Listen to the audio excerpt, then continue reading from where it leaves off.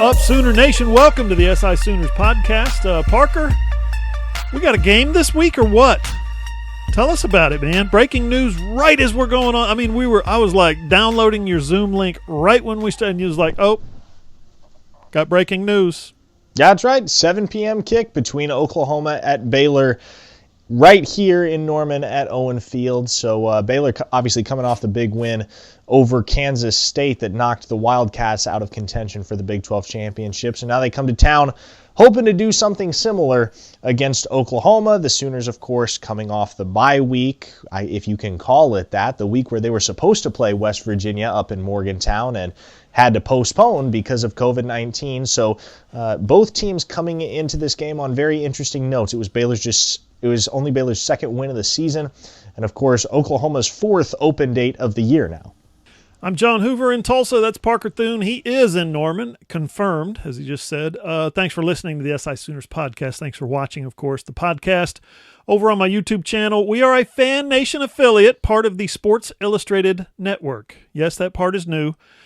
I would invite you guys to check out our redesigned website. Same address, allsooners.com, but the content, you know what? The content's the same too. It's just better. It's just good. But the look of the whole thing, it's got a brand new look, brand new presentation. Check it out, allsooners.com. Also, subscribe to this here podcast so you'll know every time we post a new one. Those post on Sundays and Wednesdays during the football season. So, yeah, we're coming off a COVID date, right? That's an open date created by COVID. Sooners, as Parker mentioned, were supposed to be enjoying the spoils of their fifth conference win in Morgantown. Man, I don't know. I think Oklahoma would have had a heyday. I think they would have had a heck of a time out in Morgantown, especially, nighttime game, a lot of energy in the stadium for 25% capacity. What was the line? Now I'm confused as to what the line was. It opened at 10 and went down to 7, didn't it, Parker? Or was that, am I thinking back to the Oklahoma State game? I think you're thinking of the Oklahoma State game there. I'm not sure, quite honestly, what the line on the West Virginia game was, just because it was so long. It was on Wednesday that the game was canceled. Yeah. So it's been 4 full days now since we were planning on having a game up in Morgantown. So we're recording this on Sunday night. It's about, about 10 o'clock? About 9:45. 9:45 is when we started. So the Big 12, they put out a weird announcement last week.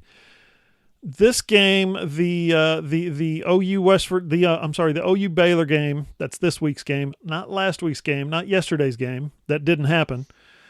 It was set for a 6-day window, right? No big deal. Only the Big 12 announced that all of its games would be set for a 6-day window.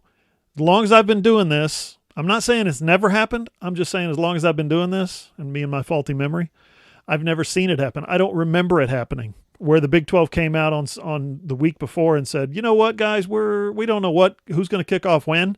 We don't know what games are going to be played. We don't know what teams are going to have COVID or not, so we're not going to announce any kickoffs until Sunday. They can only do that like 3 times during the season, so per their television contracts. But they did it with all their games this week.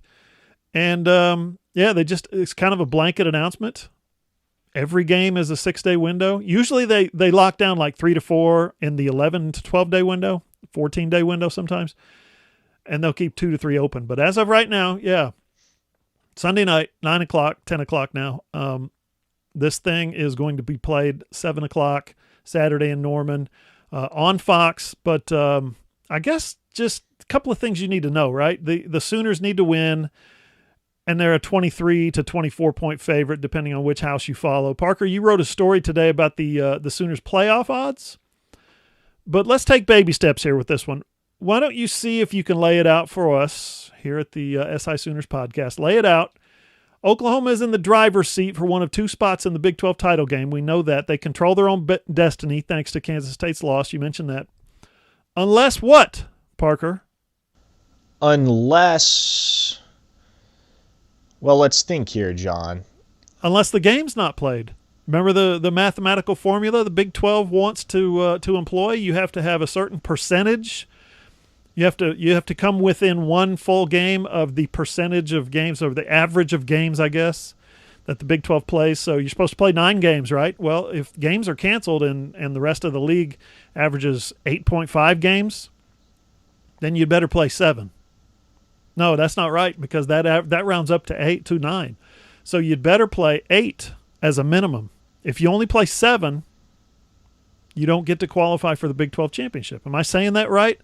If enough teams cancel and the league average of teams, Big 12 games per team goes down to 8.25, then you round that down to 8, and you can get to the championship game by playing 7.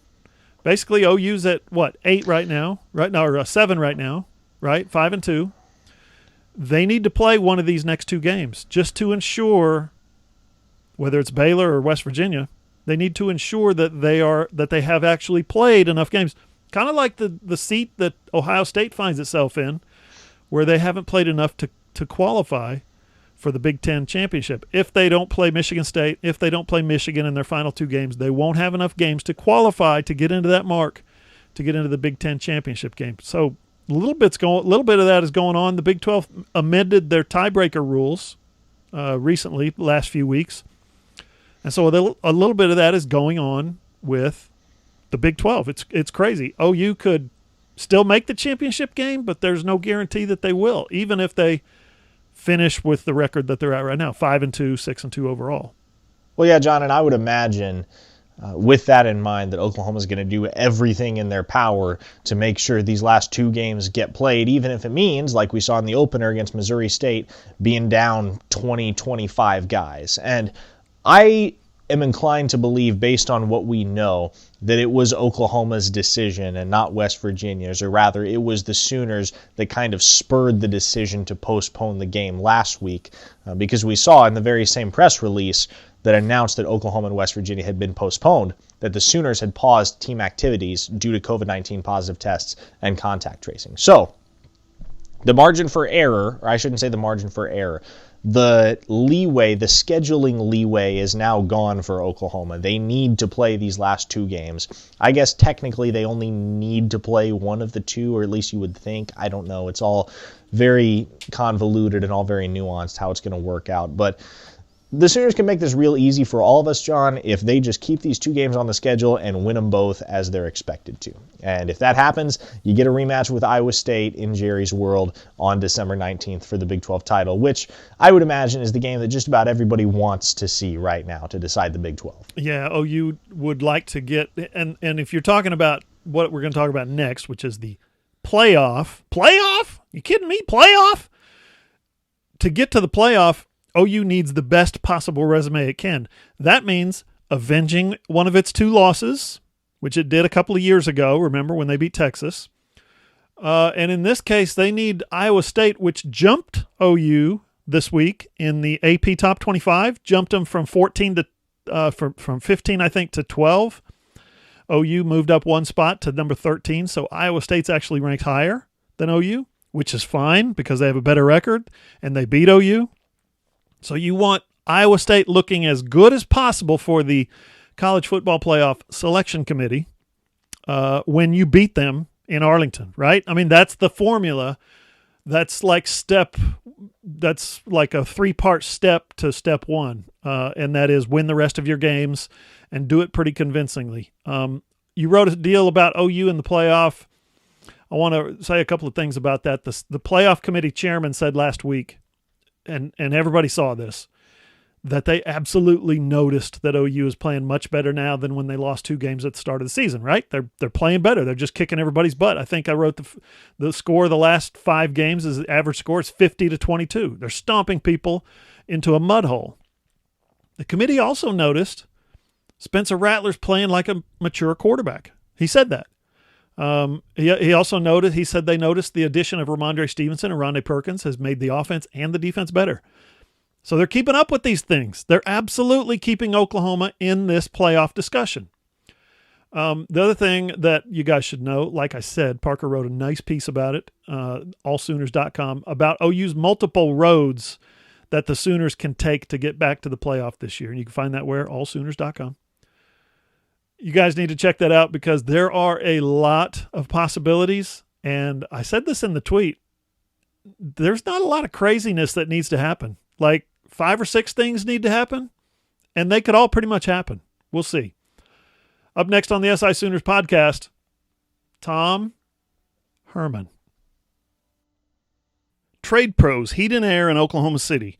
Whether you just need service or a mini split for your home office, studio, or man cave, or if you're finally ready to upgrade to a more efficient train system for your entire home, get a free estimate from Trade Pros for all your heating and air needs. Trade Pros earned a Best of 2020 award from Home Advisor and has nothing but 5-star reviews on Google. Go to TradeProsOKC.com or call 405-675-0176 or just book your appointment on Facebook. Trade Pros, that's one word, Trade Pros Heat and Air.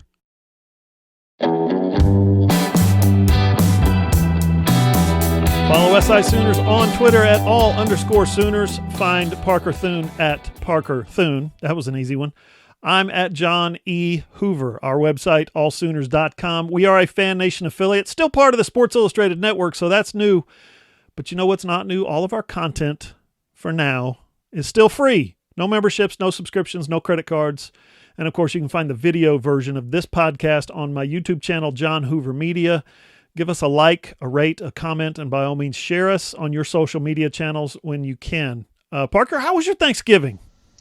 Well, John, I teased in our last episode of the podcast that I was going to be enjoying some rhubarb pie over Thanksgiving, and I tell you what, it hit the spot. Big rhubarb guy. But no, I'm going to need to eat nothing but soup for the next 3 days. I was just telling my roommates that because I ate so much food over the holiday weekend. You know, Thanksgiving, obviously, you fill up, but then you got days and days and days worth of leftovers, John. My body's going to need a while to recover. I got to get the treadmill down and get it plugged in because I ate about 20 million calories over the past few days. Man, I am like physically as stuffed as a human being can be. My son's birthday is coming up this week, and he's going to be 20, so no more teenagers in the Hoover household, but his favorite thing to eat, he identified it tonight, his favorite food on the planet, he said, is my lasagna, which is my mother's lasagna, which is, of course, her mother's lasagna. They came from the old country. And I'm telling you folks, it is a killer OG Italian, Sicilian lasagna recipe. And yes, I can still make it. We did it tonight. The Hoovers stamped out an entire pan of lasagna tonight. This is 3 days after Thanksgiving. So, yeah, we're all pretty stuffed around here. Man, it was good. It was so good. Anyway, Parker, we talked about your piece on the playoff. Let's talk about your piece that you wrote on Tom Herman. No, sorry, let me back up.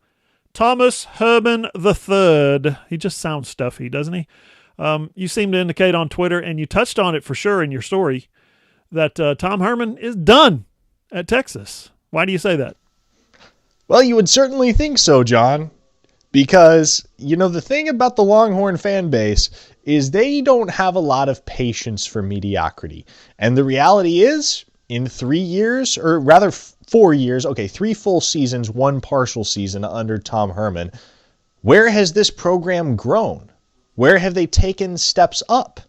Because if they've taken any steps up, they've been infinitesimally incremental, John. This program is comparatively in shambles. You know, Kansas is a program that's in legitimate shambles. But for what the expectation is in Austin, a lot of people are looking at this program and saying, what on earth is going on? Why aren't they winning football games? Texas recruits phenomenally every single year. They have talent. They have no lack of talent. You look at Sam Ehlinger, who's an experienced quarterback in his senior year. They've got the top running back recruit in the nation in Bijan Robinson. Joseph Osai is one of the best defensive players, regardless of position, in the country. They have an outstanding place kicker in Cameron Dicker. There's so much that Tom Herman has to work with, and he can't seem to put a championship caliber team on the field. Not even college football playoff caliber, Big 12 championship caliber. Because in his tenure at Texas, you'll recall, they've only made the Big 12 championship the one time. It was the rematch against Oklahoma, and the Sooners came out on top. Look, Chris Del Conte is going to have some money behind him, and he's going to be facing pressure from those with power within the program or those who donate large sums of money to the program. I would imagine that after Texas's loss on Friday to Iowa State, Del Conte's going to face some pressure to make the move to get Herman out of there because he's on a 5-year contract. It's year 4. he hasn't shown that he can live up to the standard that Lincoln Riley has set up in Norman. And that can't be all that exciting for Longhorns fans. And I doubt that they want to continue to play catch up with Oklahoma for the foreseeable future. And if not now for Herman, when? Because this is Ellinger's senior year. This was supposed to be when it all came together for the Longhorns, and it hasn't. They're 5-3, out of contention for the Big 12 championship. The winds of change are blowing down there in Austin, John. And I think I'm hesitant to say that Herman deserves it. I'm hesitant to say that, okay, he should be on his way out, because to be fair, 4 years is not all that much time to give a guy, especially when you consider what he inherited, the ruins of the Charlie Strong era at Texas, and you consider the fact that he's gone 30-18, which, again, doesn't quite live up to the standard that is expected in Austin, but it's not bad by any means. They've won 3 bowl games under Herman. And so I'm not saying whether or not he should get fired, John, because that's not my purview. That's not at my discretion.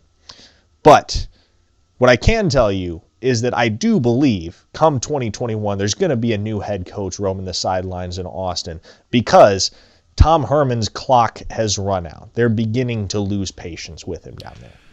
Yeah, you're right. They don't pay in Austin at a place like Texas. They don't pay for 30-18. They pay for 10-2, if at the minimum 10-2 every year, and you could always count on that out of Mac Brown. You could always count on 10 wins. Beat OU after 2000, starting in 2005. You could beat OU fairly consistently. They did. But you're right, man. There's a couple of factors. There's a couple of kind of X factors at play, obviously, when you talk about firing a coach. Right now, Texas owes Tom Herman $15.4 million in a buyout if they fire him right now. And I know it's Texas. I know the money movers, makers, and shakers. If they want Tom Herman out, they're going to get him out. There's no doubt. But I think it's kind of bad optics throwing bad money after good like that in the middle of a pandemic. When people are being laid off at the university, scores of university employees are being let go and cut and reduced and furloughed and laid off. Now, I understand that those billionaire fans who drive the Texas train, they don't give a crap about who's laid off and who's not. But again, it's bad optics. So that might help save Tom Herman this year. Another thing, Chris Del Conte didn't actually hire Tom Herman. Tom Herman was hired in December 2016. Del Conte came on board December 2017. So you hear that all the time that, oh, well, that's not his guy. He wants to hire his guy. That may be true. He may want to hire his guy, of course. Yeah, sure. But I don't think that's the end all be all. I think Tom Herman and Chris Del Conte get along great. My friend Brian Davis and I, we chat about it from time to time when the opportunity arises. And it doesn't sound like they're at odds or anything. I've met Del Conte. I've interviewed him, sat down one-on-one with him for an extensive period. And he was he's just a gem of a human being. I love that dude. And that would be somebody that you would want Oklahoma to hire if Joe Castiglione ever leaves. I'm just saying. But you see Bob Stoops' name pop up to replace Tom Herman. Guys, that's not happening. Forget it. Put it out of your head. It's not happening. But the other thing is, on this whole scenario is, I don't think they're going to fire Tom Herman. I really don't. I think he's going to get that 5th year next year.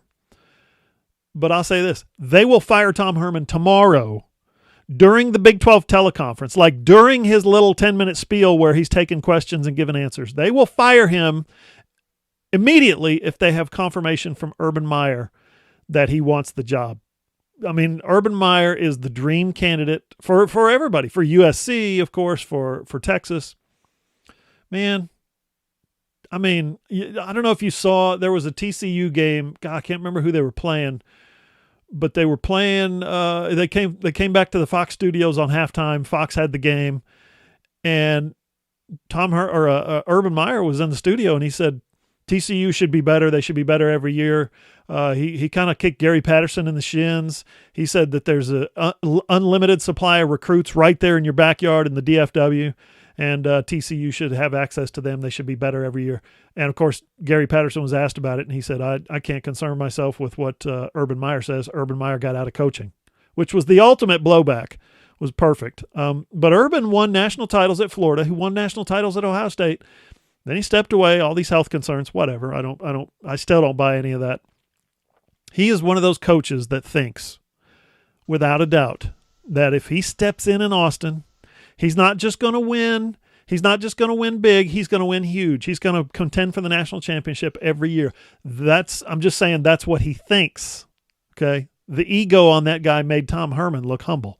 My question is, if Herman does get fired and Del Conte hires Urban Meyer, Parker, how does that change the game in the Big 12? I know Lincoln Riley is 1-0 against old Herb, but long term, how do you think Urban Meyer would change the landscape in the Big 12? Well, it would create a seismic shift, John, just because think about the fact that the Big 12 hasn't had a coach of that stature, of that magnitude, since maybe Barry Switzer? I mean, Urban Meyer is the name in collegiate coaching. He's the guy. And you mentioned he's won national championships at 2 different schools in the not too distant past. And I think he's the kind of person that everybody expects, yeah, okay, he may say he's retiring, but when's he getting back on the sidelines? We've seen it happen once before when he presumably retired from the gig at Florida, only to come back after the fact and accept the job at Ohio State. Could that happen again at Texas? Absolutely. And look, Urban Meyer said it, or you said it about Urban Meyer, John.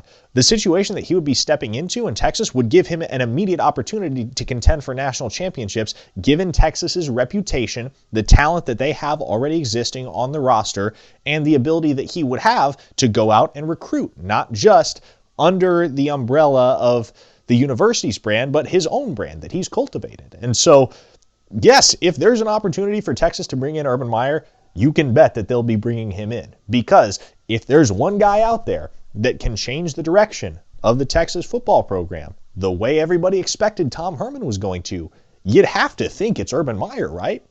Absolutely. I couldn't agree more.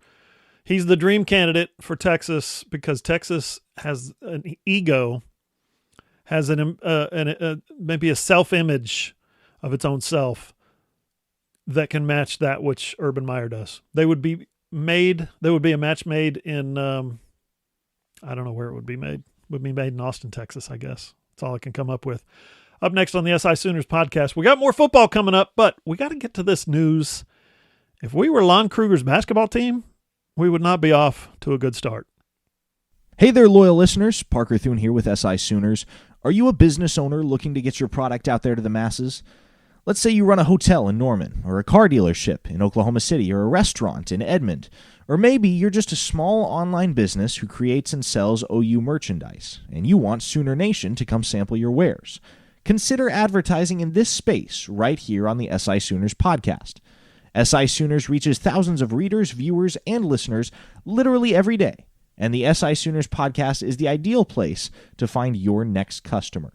To advertise, send an email to allsoonersi@gmail.com or send us a direct message on Twitter at @all_Sooners.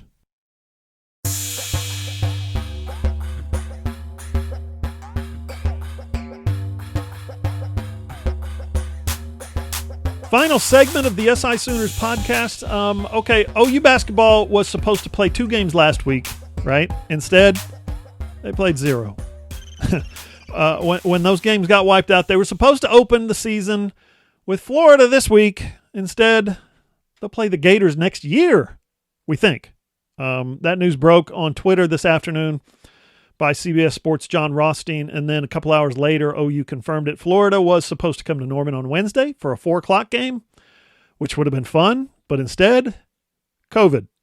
Yeah, which means the Sooners' actual season opener is Sunday against TCU. Yeah, a Big 12 game to start the basketball season.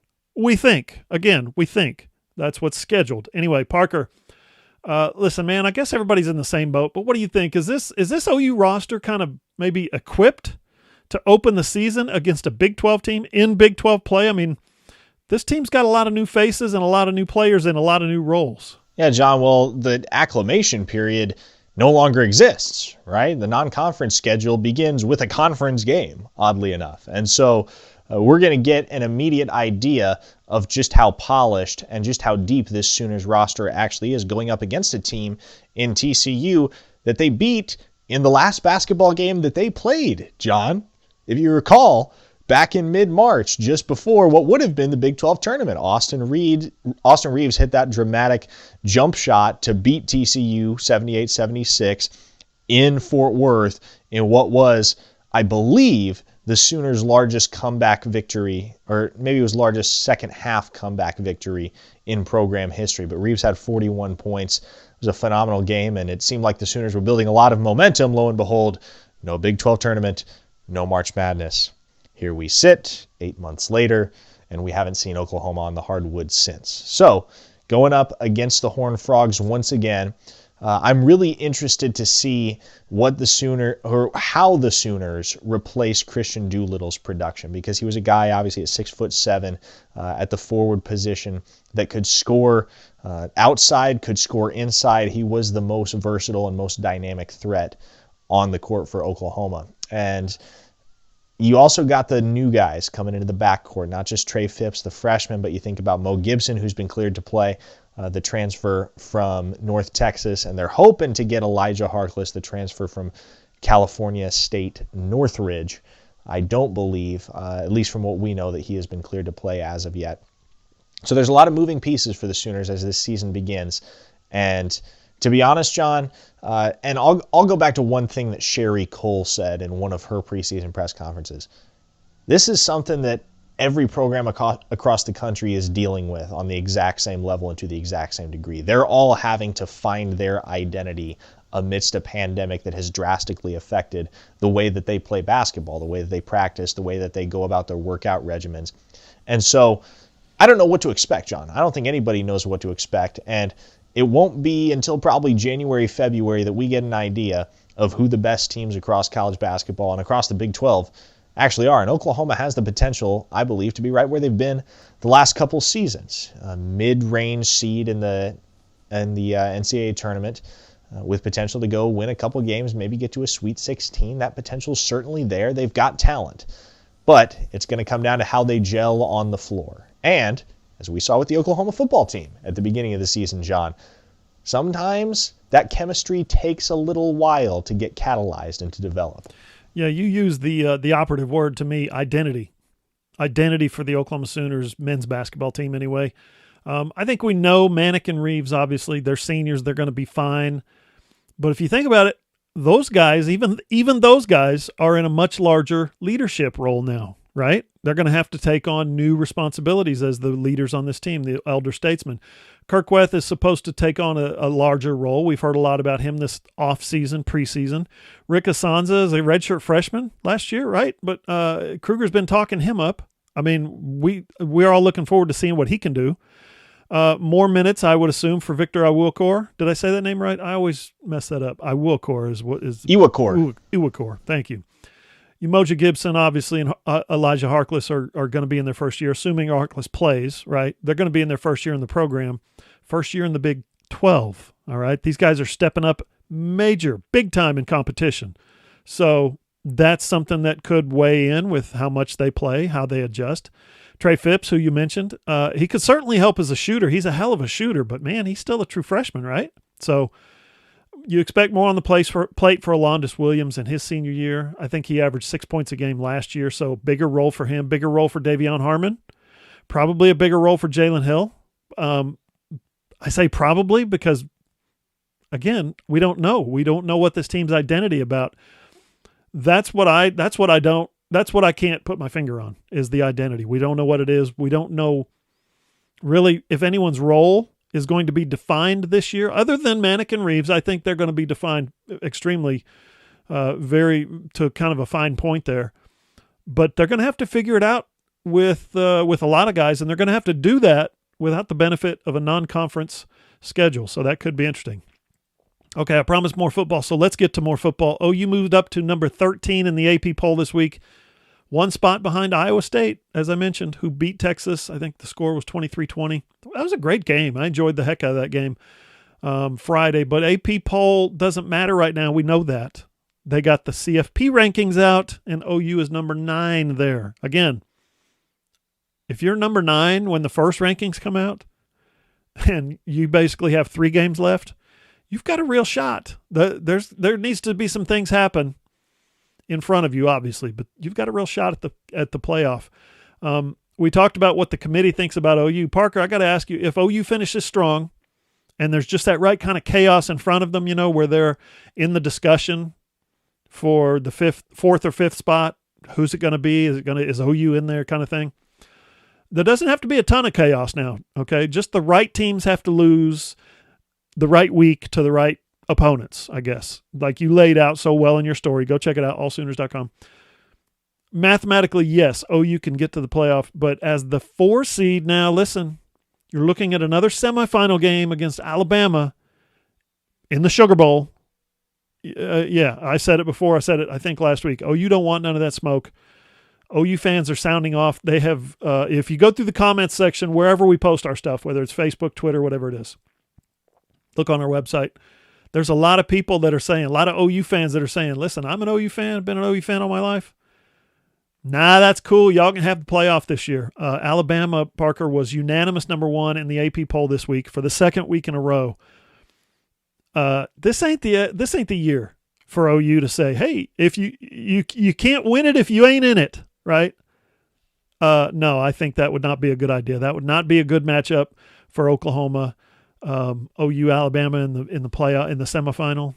That might end up looking a whole lot like that LSU game last year.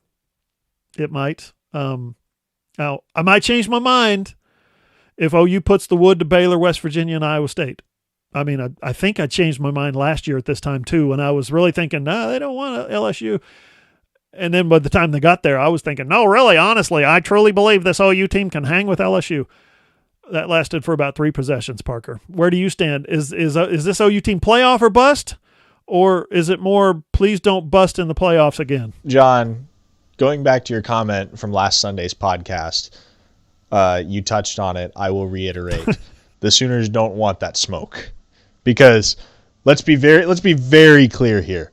Alabama is the best team in college football, and it's not close. That team is an absolute juggernaut right now. And you can say, okay, well, the Sooners have a really good front 4. Maybe they get pressure on Mac Jones. Maybe they fluster him really for the first time all season and start to expose some of his inexperience and prove that it was just a flash in the pan what he was able to do over the first half of this season. But no, at every single position, Alabama's just a better football team than Oklahoma, and better than every other team in college football. That team, if I had to pick a team to win the national championship right here and now, John, I would pick Alabama 100%, because they don't have any weakness. They don't have any apparent weakness. I don't know that I would like any team's chances going up against Alabama just based on the sheer talent that they have all across the board on both sides of the football. Could Oklahoma hang with Notre Dame? Yeah, I think so. Absolutely. Could they hang with Clemson? There's a decent chance. Could they hang with a team like a Cincinnati, a Georgia, a Miami, any of those teams ranked a spot or 2 or 3 higher than them? Yes, most certainly. I think they could hang with Ohio State too. But Alabama's the one team, John, that I don't think anybody wants to play. Not even anybody in the SEC right now. Nobody wants to take on Nick Saban's team with how strong they're playing on both offense and defense. So, if Oklahoma can somehow finagle their way into a playoff matchup with Notre Dame or with Clemson, they say, okay, you take your chances and maybe you get lucky. But you're not getting lucky against Alabama. You're not. Mac Jones is seen by many national pundits for sure as a Heisman frontrunner, certainly a strong contender. He might be about the 7th or 8th or 9th best player on that offense. That's how good Alabama is this year. It's just not fair. Listen to the SI Sooners podcast on iTunes, Spotify, Google, iHeart, wherever you get your podcasts, or on your Amazon-enabled device. Just say, Alexa, please play for me the SI Sooners podcast. She'll do it. She always comes through. Or just go to allsooners.com, click on the player, and listen to your phone, your tablet, your computer, whatever. You can always watch the video version of this podcast on my YouTube channel, John Hoover Media. For Parker Thune, I'm John Hoover. See you guys.